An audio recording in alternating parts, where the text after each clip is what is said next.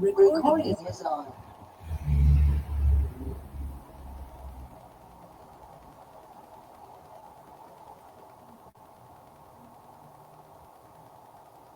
Compartimos pantalla.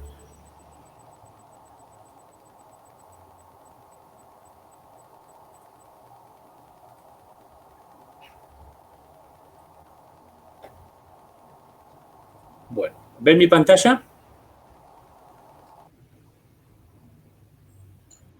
Sí, profe. Perfecto. Vamos a repetir entonces la filmina con las perturbaciones de oferta.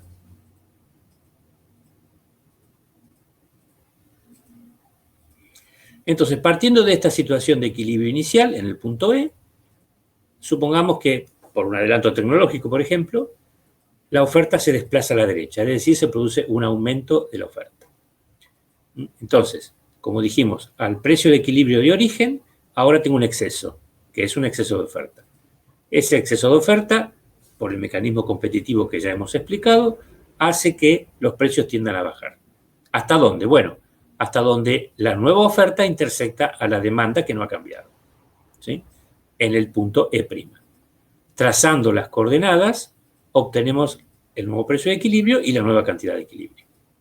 En este caso, el precio de equilibrio ha descendido y la cantidad de equilibrio ha aumentado, como consecuencia de un aumento de la oferta. La otra situación posible es que la oferta disminuya.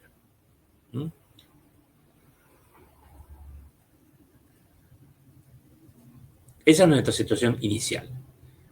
Dado esto, la oferta disminuye. Por ejemplo, hay una sequía en la producción agrícola y esto hace que la oferta disminuya, ¿sí? O sea, hay un cambio en las condiciones climáticas. Al precio de equilibrio de origen estaba en el punto E, pero ahora me encuentro con una situación de desequilibrio. ¿Qué desequilibrio tengo? Tengo un exceso de demanda, porque esta oferta SX1 ya no existe más.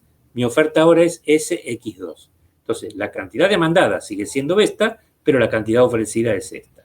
Tengo un exceso de demanda que, por el mecanismo competitivo que ya hemos visto, origina tensiones en el mercado para que el precio suba, hasta que la nueva oferta intersecta a la demanda que no ha cambiado. Entonces, trazando esas coordenadas, obtengo el nuevo precio de equilibrio y la nueva cantidad de equilibrio. Fíjense ustedes que en este caso de disminución de la oferta pasa exactamente lo contrario que en el caso anterior, ¿sí? El precio aumenta, pero la cantidad de equilibrio disminuye.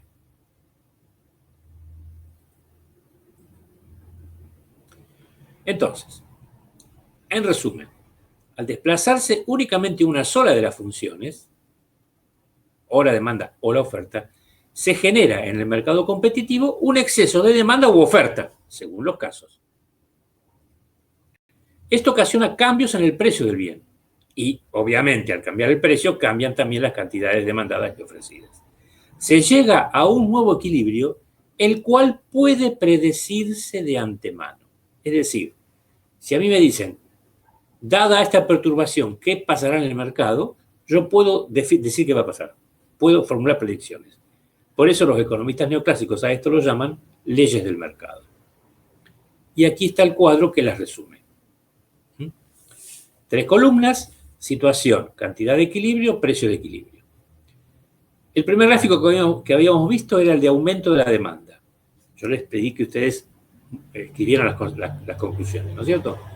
En el caso de aumento de la demanda, tanto la cantidad de equilibrio como el precio de equilibrio aumentaban. En el caso de disminución de la demanda, tanto la cantidad como el precio de equilibrio disminuían. Entonces, fíjense que cuando cambia la demanda, los cambios en precio y cantidad son en el mismo sentido.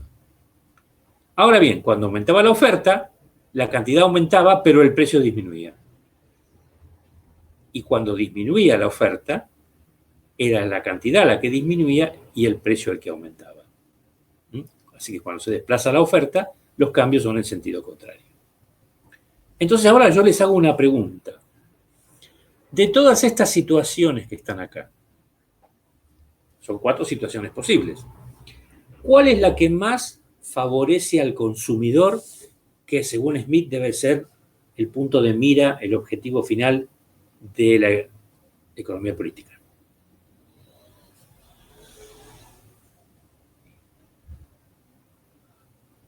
Y un aumento de la demanda. Perdón, un aumento de la oferta. ¿Por qué? Porque bajaría el precio. ¿Solo eso? Porque bajaría el precio y aumentaría la cantidad que podrían comprar. ¿O no? Justamente, una situación de aumento de la oferta no solo baja el precio, sino que permite que una mayor cantidad de gente pueda acceder al bien. Por eso aumenta la cantidad de equilibrio. ¿Sí?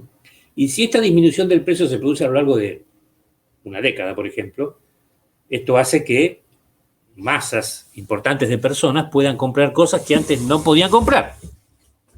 Por ejemplo, los celulares.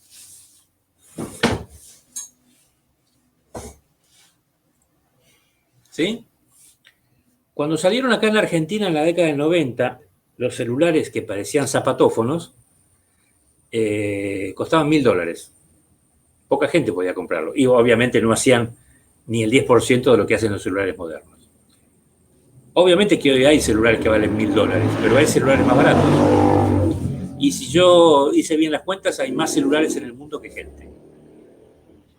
O sea que, digamos, a lo largo del tiempo han bajado los precios y han aumentado las cantidades de los mismos, digamos, la cantidad comprada, si ustedes quieren. Por supuesto que esto ha obligado a las empresas, porque uno dice, bueno, me compro un celular y me dura 10 años. No, bueno, incorporan cada vez más tecnología, más adelantos y van cambiando las normas para obligar al público a seguir comprando el celular, a pesar de que por ahí funcionarse bien. Lo mismo pasa en la informática, ¿no? Pero claro, no son mercados perfectos, porque el producto no es homogéneo, no hay transparencia en la información, hay pocos vendedores y muchos compradores, etcétera, etcétera. Pero digo, como tendencia, esto sigue siendo lo que más va a favorecer al consumidor. Después el debate teórico-político es si la oferta aumenta por condiciones propias de la producción o si el Estado puede hacer algo para que la oferta aumente. Ese es un debate político, digamos, que no incluiremos acá, pero sepan que existe. Muy bien. Preguntas hasta acá.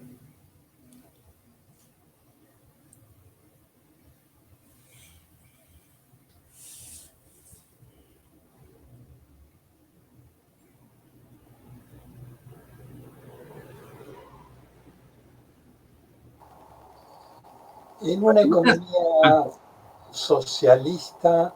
¿Cómo? En una economía de estilo socialista. ¿De planificación centralizada? Sí. ¿Cuál sería el caso? ¿También de un aumento de oferta? Porque esto puede tener una doble mirada, ¿no? En una economía... Bueno, el tema es que en la economía socialista, en teoría, no hay mercados competitivos. Claro. ¿Sí? Es el plan el que dice, bueno, se producen, no sé, tanto de acero y tanto de caramelos. ¿Qué es lo que puede pasar? Lo que puede pasar es que se produzca acero en exceso y caramelos en defecto. ¿Sí? Sí. Entonces, por ahí el acero se va a quedar ahí sin ser usado y los caramelos van a escasear y obviamente va a aparecer un mercado negro. De hecho, eso pasó históricamente entre el primero y el segundo plan quinquenales. El primer plan quinquenal despreciaba la producción de bienes de consumo y esto ocasionó hambrunas inclusive. En cambio, el segundo plan quinquenal, digamos, dándole aún prioridad a la industria pesada, permitió la producción de más bienes de consumo, permitiendo una leve mejora en la situación de los ciudadanos soviéticos. Digamos. Y esto lo dice un historiador tan poco simpatizante de la revolución como Orlando Figes, ¿no? Ajá. Pero, digamos, a no haber mercados competitivos, digamos, esto no quiere decir que no haya mercados, hay mercados, pero no son de estas características. Por ejemplo, ese mercado negro sí funciona como un mercado competitivo. Pero ¿qué pasa? Está circunscrito a aquella fracción de la población que tiene, bueno, como cualquier mercado negro, el poder adquisitivo para comprar más caro lo que no hay en el mercado tradicional. Ejemplo típico de Argentina ahora, el dólar, digamos. ¿Usted quiere más de $200 por mes? Bueno, tiene que pagar entonces X suma. Claro, un plus. El blue. El llamado dólar blue, sí. El llamado dólar blue. Pero usted se acordará en otras épocas con el azúcar, con el aceite, bueno, con tantos otros bienes. Sí, la harina también. Con la harina, sí, señor. Porque en general, y esto no es un invento moderno, ya en el edicto de Diocleciano en Roma, en el Bajo Imperio, había precios máximos para ese tipo de bienes. Y había inclusive en ese edicto de Diocleciano precios máximos para los esclavos. ¿Qué me cuenta? Modernos los antiguos, diría Mafalda. Sí. ¿Alguna otra pregunta? Señorita, la que me hizo la pregunta de que no entendía el equilibrio. Acá estoy, profe, acá estoy. Sí. No sé su nombre, señorita, sí. Alejandra. Alejandra, bueno. ¿Vamos bien? Sí, vamos bien. Bueno, perfecto. Profe, ¿puedo hacer una consulta? Adelante. Prosiga. Sí. Usted explicaba unos minutos atrás que cuando por cuestiones exógenas por ahí, por ejemplo, cuestiones climáticas, un bien se deja de producir, ¿no? Aumenta el precio, ¿puede ser? Sí. Sí, ¿por qué entonces cuando esa cuestión se acomoda, o no sé si es una percepción mía, o realmente se corrige, por qué cuando esa cuestión se acomoda, por ejemplo, la cuestión climática, el precio no vuelve al valor al precio anterior, digamos? En primer lugar,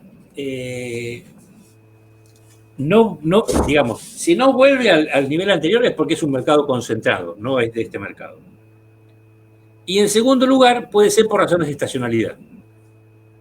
El ejemplo típico sería el tomate.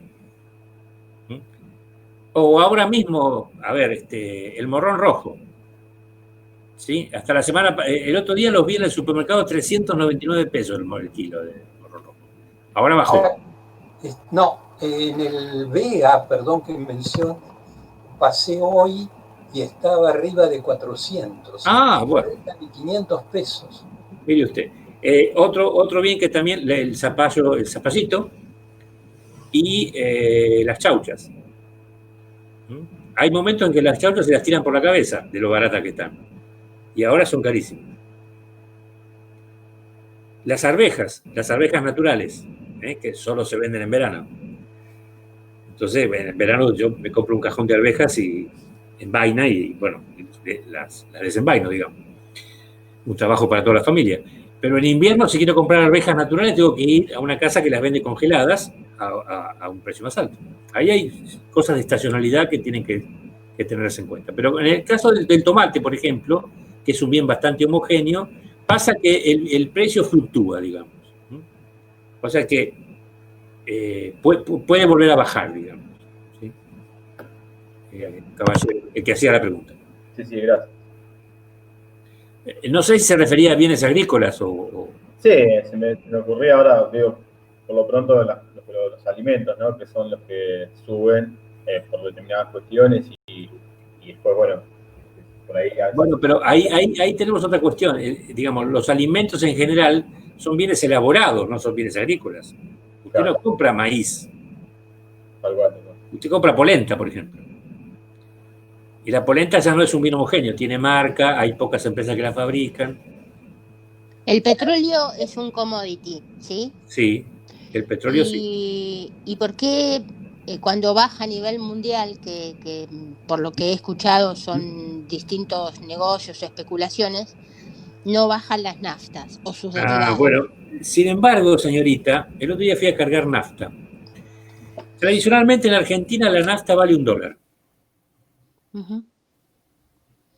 Bueno, hoy vale menos de $1. Sí, y eso con...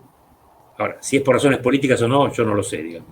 Porque es un precio, digamos, el precio de la nafta es un precio regulado.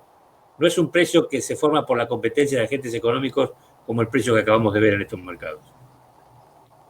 Así está regulado por el Estado. Efectivamente. Cuando el Estado regula, Y bueno, puede haber otras intenciones, digamos. Claro. ¿Sí? Ahora, cuando el Estado regula, ¿uno puede hablar ahí de una economía mixta o puede regular independientemente? Normalmente, cuando el Estado regula mucho, es en una economía mixta. En una economía liberal, regula poco, pero siempre regula, algo regula. El Estado totalmente prescindente solamente existe en la imaginación de Milley, nada más. O de sus epígonos, digamos. Yo le diría que vayan Milley a Estados Unidos a predicar las cosas que predica y los sacan, sabe cómo, ¿no? Pobre, el próximo candidato, Sí, yo lo sé. profesor. Le va a pasar como Spert que quería arancelar las universidades, que tuvo el 1,5% de los votos. Bueno, ¿te acordás que en la década, en la alianza, López Murphy en su cargo duró 15 días por el 15 tema de días. arancelar Lo tengo muy, muy presente. las universidades? Y debo Claro. decirte que eso fue en el 2001. 2001, claro. Sí, yo salí a dar clases públicas en ese momento, en la calle. Y Sí. debo decirte que 2 años después, cuando fue candidato, varios de mis colegas de la universidad, no Lo daré votaron. nombres, por supuesto, porque un caballero no tiene memoria, votaron por López Murphy. Claro. Sí. Yo, por suerte, en esas elecciones del 2003 había perdido los documentos, así que no voté. Porque tenía intenciones de votar y me hubiera arrepentido para toda la vida. Entonces, es mejor. ¿Te decía quién ibas a votar? Iba a votar a la doctora Carrido. Ya a los 2 meses de esto, había puteado en todos los idiomas por el tema del robo de los documentos. Digo, menos mal que me robaron los documentos, porque ya no me gustaba lo que estaba haciendo. Y te estoy hablando de, no sé, julio, agosto del 2003. Claro. Esta no es la Carrido, es la hermana, digamos, la hermana mala. No. Vos no sé si te acordás, yo me salgo un segundito de la materia, pero Gorini, Florial Gorini, Sí. el extinto Florial Gorini, decía que era el mejor, eso lo decía en la década del 90, que era el mejor cuadro de la derecha. ¿Ah, sí? Sí. Qué perceptivo. Sí, claro. Sí. El hijo de Florial Gorini tiene un libro maravilloso sobre las madres de Plaza de Mayo. Sí, los tengo. Sí. Bueno, que es de mi generación, nació en el 55. En fin. Qué año para haber nacido. Bueno, así son las cosas. Nunca es triste la verdad, lo que no tiene remedio, dice. Correcto. ¿Podemos seguir o hay más preguntas? Bueno, tomaré eso como un podemos seguir. Entonces ahora viene la parte complicada. Análisis de la estabilidad del equilibrio, perturbaciones exógenas en ambas funciones. ¿Qué suponemos acá? Suponemos que se dan simultáneamente una perturbación en un determinante de la demanda y en un determinante de la oferta. Entonces, ahora sí le tengo que pedir, le voy a hacer de este esquema 4 veces lo tengo que presentar para distintas situaciones. Ahí le tengo que pedir que tomen, que también anoten, para después ver el tema de las conclusiones. Fíjense, yo hice 3 gráficos. Esto es muy complicado. Hay que hacer el gráfico y después animarlo y después reproducir la filmina y sacar todo lo que hay que cambiar. Lleva su tiempo. Bueno, no importa, como sea. En 3 gráficos diferentes represento 3 situaciones de equilibrio. Traté de hacer las curvas lo más semejantes posibles. Puede ser que no me haya salido exactamente igual. Bueno. Entonces, vamos a suponer que simultáneamente aumenta la demanda y aumenta la oferta. Por ejemplo, un bien se pone de moda y a la vez hay un adelanto tecnológico. Entonces, determinantes de la demanda y de la oferta que hacen que se desplace. Entonces, vamos a ver, ¿por qué hay 3 gráficos? Bueno, porque se pueden dar 3 situaciones en este caso. Aumenta la demanda y aumenta la oferta. Bueno, se producen esos mecanismos que ya he explicado, que no voy a volver a explicar, pero el equilibrio se produce en el punto donde la nueva oferta y la nueva demanda se intersectan. Así que trazando los segmentos, obtengo el precio de equilibrio y la cantidad de equilibrio. Nuevos. P sub E' y Q sub E'. ¿Y qué noto ahí, en ese gráfico? Bueno, noto que la cantidad de equilibrio aumentó y que el precio de equilibrio disminuyó. Vamos al segundo gráfico. Aumenta la oferta y aumenta la demanda. Caramba, ¿qué punto eligió, profesor? La cantidad sigue aumentando, pero el precio no varía. Usted me está metiendo el perro, me parece. Bueno, vamos a ver, vamos al tercer caso.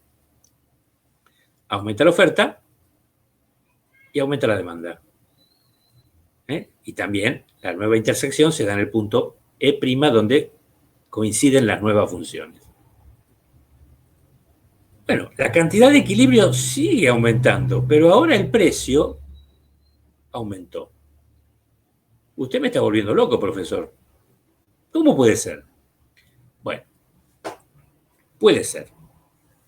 ¿Por qué puede ser? Porque cuando se desplazan simultáneamente ambas funciones, hemos visto que un aumento de la oferta, ley del mercado, ocasiona que aumente la cantidad y que baje el precio. Pero un aumento de la demanda ocasiona que suba el precio y aumente la cantidad. Es decir, en estos casos, la presión que es la misma ante el aumento de la oferta y la demanda es que la cantidad aumente. Por eso la cantidad aumenta en los tres gráficos. Pero respecto del precio, el aumento de la oferta presiona para la baja de precios, mientras que el aumento de la demanda presiona para la suba de precios. Por eso pueden darse situaciones como las que estoy explicando acá en este gráfico. ¿Y de qué va a depender? Bueno, dependerá de cuál de los dos desplazamientos es más importante, si el de la oferta o la demanda. En este primer caso, claramente, el desplazamiento de la oferta es más importante que el de la demanda. Por eso la presión es a que los precios bajen.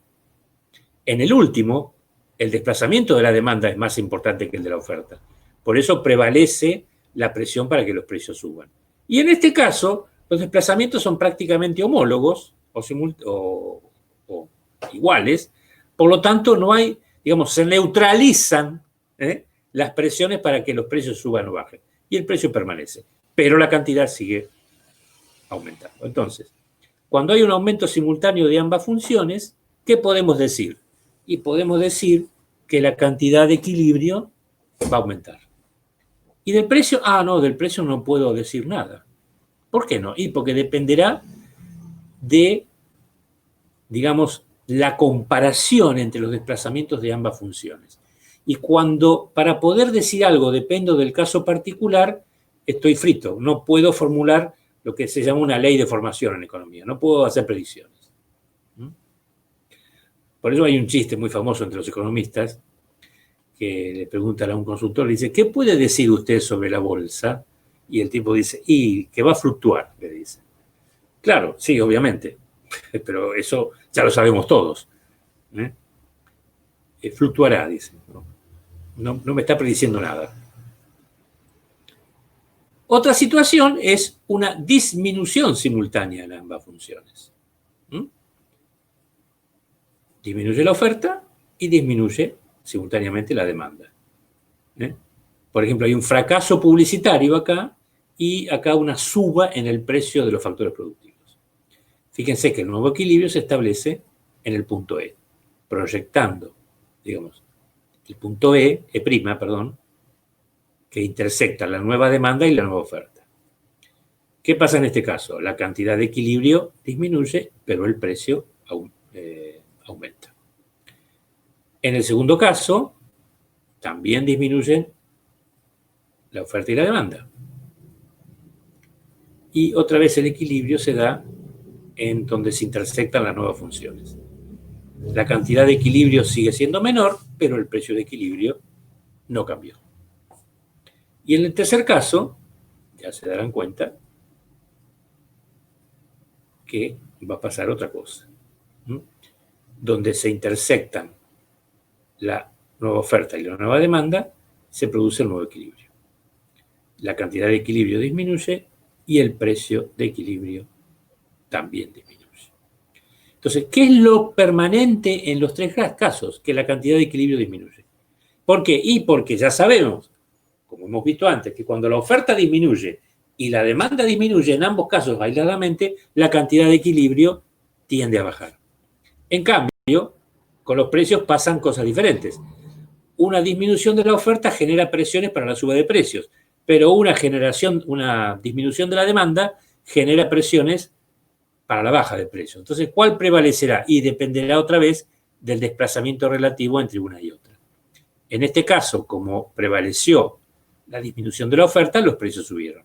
Y en el tercer caso, como prevaleció la disminución de la demanda, los precios bajaron. En este caso, no hubo cambios en los precios. Entonces, lo que ustedes tendrían que anotar en su papel es que cuando disminuyen simultáneamente ambas funciones, lo que es predecible claramente es que la cantidad de equilibrio va a disminuir. Ahora vamos a ver qué pasa cuando una función aumenta y la otra simultáneamente disminuye. Empezamos por un aumento de la oferta y una simultánea disminución de la demanda. Aumenta la oferta a SX2 y disminuye la demanda a DX2. ¿Dónde se da el nuevo equilibrio? Bueno, aquí debe ser, ¿no? Donde se intersectan la nueva oferta y la nueva demanda. Trazo los equilibrios y resulta que la cantidad de equilibrio aumentó, pero el precio de equilibrio disminuyó. Siguiente caso. Aumenta la oferta, disminuye la demanda. ¡Apa! ¿Qué pasó acá? La cantidad sigue siendo la misma, pero el precio de equilibrio disminuyó. Y el último caso,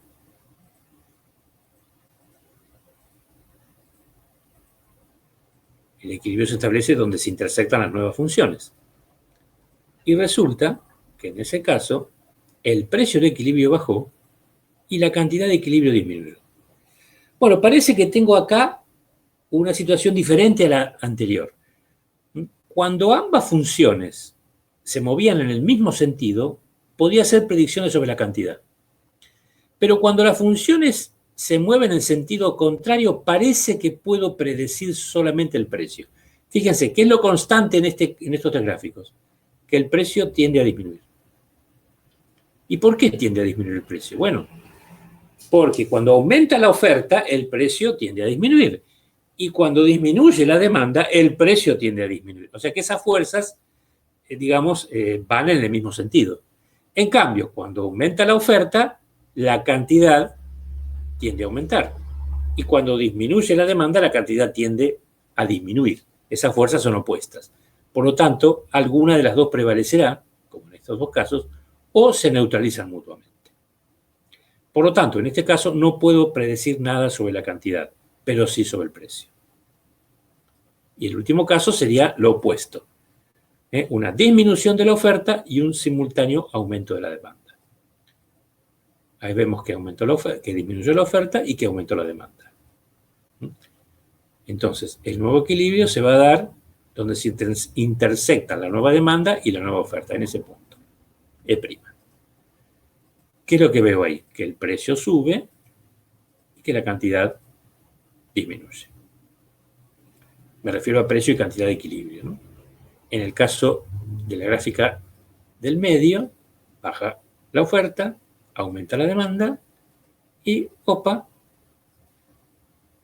el nuevo equilibrio se establece para la misma cantidad de equilibrio, pero con un aumento de precios. Y en el último caso, disminuye la oferta también y aumenta la demanda también, y el equilibrio se establece donde se intersectan las nuevas funciones y, por lo tanto, aumenta la cantidad de equilibrio y vuelve a aumentar el precio. Entonces, ¿qué es lo permanente y lo constante en este último caso? Bueno, que el precio de equilibrio sube. En el anterior bajaba, acá sube. En cambio, sobre la cantidad no podemos formular predicciones. ¿Por qué pasa esto? Bueno, porque cuando disminuye la oferta, el precio tiende a subir. Cuando aumenta la demanda, el precio tiende a subir. O sea, esas fuerzas van en el sentido convergente, convergen, y por lo tanto el precio sube siempre. En cambio, cuando disminuye la oferta, la cantidad tiende a disminuir. Pero cuando aumenta la demanda, la cantidad de equilibrio tiende a aumentar. Esas son fuerzas contrapuestas.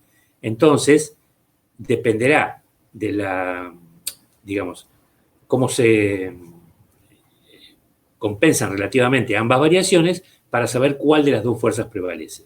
En este caso prevalece la disminución de la cantidad, en este caso prevalece el aumento y acá directamente la cantidad no cambia. O sea que, nuevamente, solo puedo hacer predicciones sobre el precio. En resumen, al desplazarse en forma simultánea ambas funciones por perturbaciones exógenas, se genera en el mercado competitivo un proceso en el que se enfrentan, bueno, acá dice fuerzas, está mal, fuerzas económicas convergentes y otras que son divergentes, según los casos, como hemos explicado. Esto ocasiona cambios en el precio y por ende en las cantidades demandadas y ofrecidas. Se llega así a un nuevo equilibrio, el cual no puede predecirse de antemano, a diferencia del caso anterior, más que en una de las dos variables significativas. Es decir, yo puedo decir qué va a pasar con una variable, pero no puedo decir nada sobre la otra variable, a menos que estudie el caso particular. Y recuerden que en microeconomía, cuando se estudia un caso particular, no se pueden hacer predicciones. Entonces aquí tenemos el mismo cuadro resumen de hoy, pero más complicado. Situación, cantidad de equilibrio, precio de equilibrio. Cuando aumentan ambas funciones, estoy seguro que la cantidad de equilibrio va a aumentar. No sé qué va a pasar con el precio. Cuando disminuyen ambas funciones, estoy seguro que la nueva cantidad de equilibrio va a disminuir, pero no sé qué va a pasar con el precio. Cuando aumenta la oferta y disminuye la demanda, estoy seguro que el precio de equilibrio va a disminuir, pero no sé qué va a pasar con la cantidad. Y cuando disminuye la oferta y aumenta la demanda, estoy seguro que va a aumentar el precio de equilibrio, pero no sé qué va a pasar con la cantidad. Ahora, si me preguntan cuánto va a aumentar o disminuir uno u otro, obviamente eso no lo puedo decir, pero sí puedo generar o señalar una tendencia determinada. Entonces acá la predicción es mucho menos completa que en el otro caso.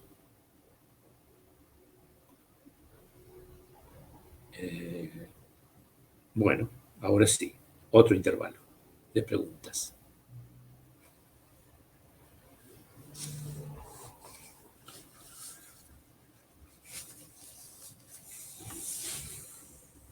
¿Me escuchan? Sí, profe. Los maté a gráficos. Sí. ¿Cuántas veces tendremos que ver esta clase, no? Porque... Recuerden esto. Los gráficos son una herramienta, un mecanismo para sintetizar una explicación. ¿Sí? Y obviamente está claro que estos gráficos no pueden ser memorizados, tienen que ser razonados. Por eso es importante, yo ya los dije, pero lo voy a volver a señalar, que ustedes practiquen haciendo estos gráficos. Y sobre todo comprendiendo la lógica que hay detrás de los gráficos. Eso tiene que ser razonado. O sea, yo tengo que, a ver, si yo no sé qué pasa cuando una función se desplaza, bueno, trazo a mano alzada el dibujito y entonces veo. Y ahí puedo establecer qué pasa en cada caso. Pero necesito conocer mínimamente las llamadas leyes, aunque no me gusta el nombre, ojo, el nombre para mí es odioso. Pero en general en microeconomía una ley es una regularidad generalmente observada o una tendencia, digamos. No es la ley de la gravedad, que quede claro, digamos. No tiene la misma fuerza. En general las leyes económicas son así. Y también cuando Marx hablaba de las leyes del movimiento capitalista también deben ser interpretadas en el sentido de tendencias. Bueno, sí, digan.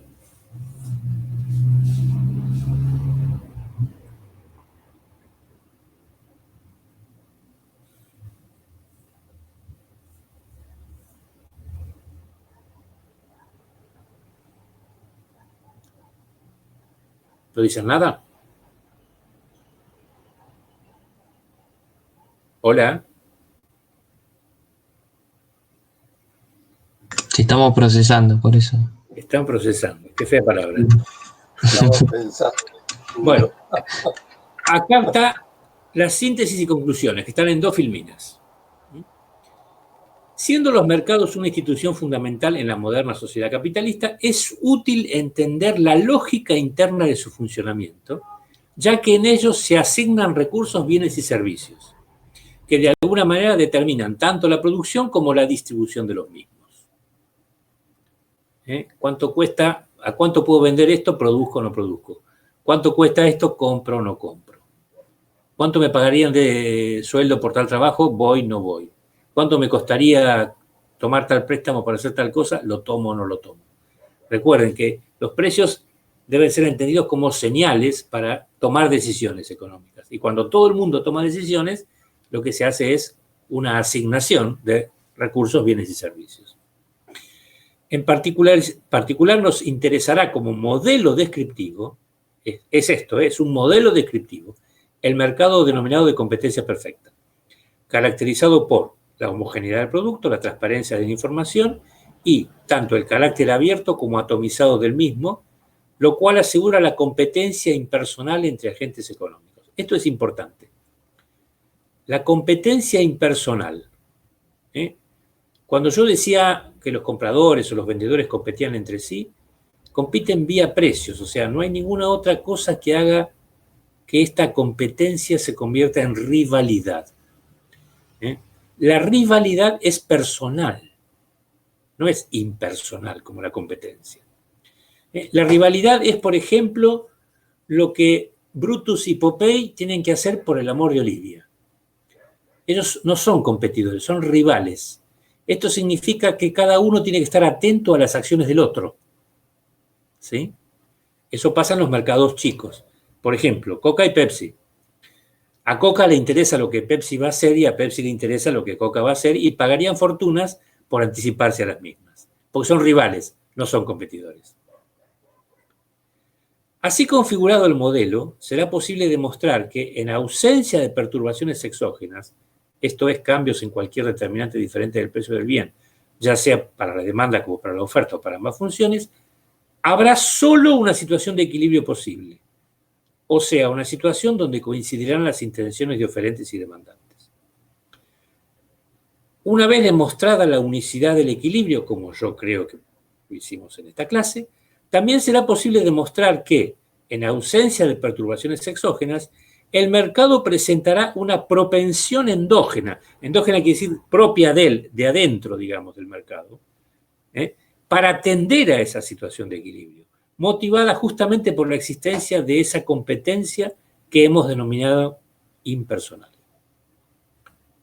Ahora bien, como no es lógico suponer que los determinantes de la demanda como de la oferta permanezcan invariables, en la vida real alguno de esos determinantes está cambiando, también analizaremos qué sucede cuando cambia alguno de ellos, afectando únicamente una de las funciones, la de demanda o la de oferta. En estos casos, y por los mecanismos previamente analizados, será posible determinar una nueva situación de equilibrio, donde será posible predecir simultánea y anticipadamente qué sucederá con el precio y la cantidad en esa situación. Es decir, cuando se desplaza la oferta a la derecha, yo puedo predecir claramente, por ejemplo, que va a bajar el precio y va a aumentar la cantidad.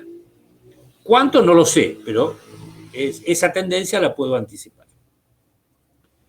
Así será posible entonces enunciar lo que los economistas neoclásicos denominan leyes del mercado, esto es, ciertas tendencias inherentes a un tipo de mercado que hemos llamado de competencia perfecta.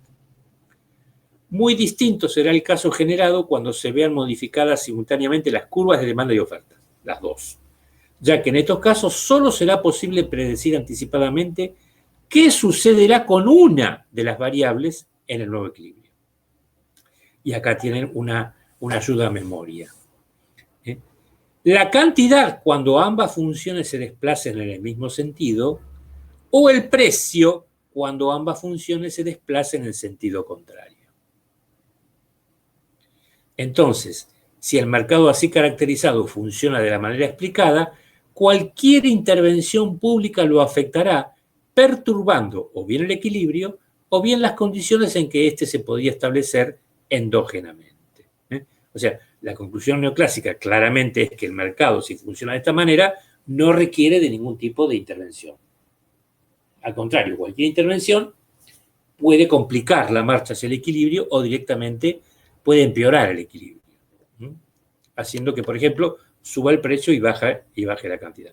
La lógica de los mercados competitivos, según lo que explica Marshall, es que si todos los mercados funcionan de esa manera, por la competencia impersonal entre agentes económicos, ellos garantizan, dice Marshall, que en cada mercado el precio sea el menor posible y la cantidad sea la mayor posible, lo cual claramente favorecería a los consumidores. Y después tienen, bueno, 2 páginas de preguntas de control sobre todo lo visto. Que las preguntas de control son útiles para cuando yo estudio, porque me permiten ver si puedo responder la misma. Si donde no puedo responder una, tengo que volver para atrás. No las voy a mostrar porque sí podría mostrarlas, ¿no? Si no, no las van a tener. Están ordenadas en el mismo, o casi el mismo orden en que se fueron presentando las. Fíjense, ¿puede demostrarlo conceptual y gráficamente? Bueno, ahí, por eso yo decía, yo puedo dibujar el mercado, pero tengo que poder explicarlo. Una cosa sin la otra no me sirve, y esta es la segunda hoja. ¿Qué pasa cuando aumenta una, cuando disminuye otra, cuando aumentan simultáneamente? Y ahí terminaríamos. On time. En el horario previsto. Impresionante. Ni que lo hubiéramos planeado. ¿Preguntas? ¿Dudas? ¿Quejas?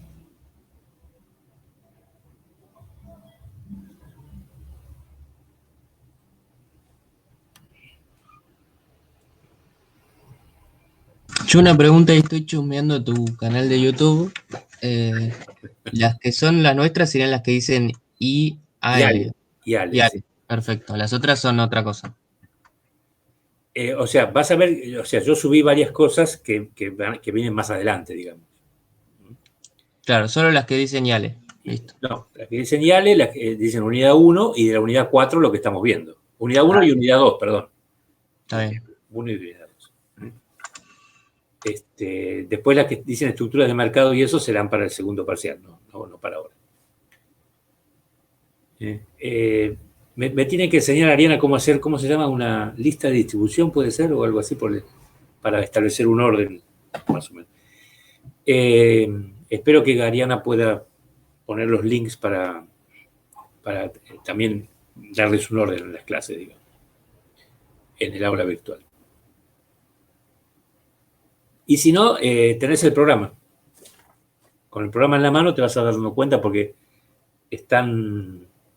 las clases dicen el contenido en el título.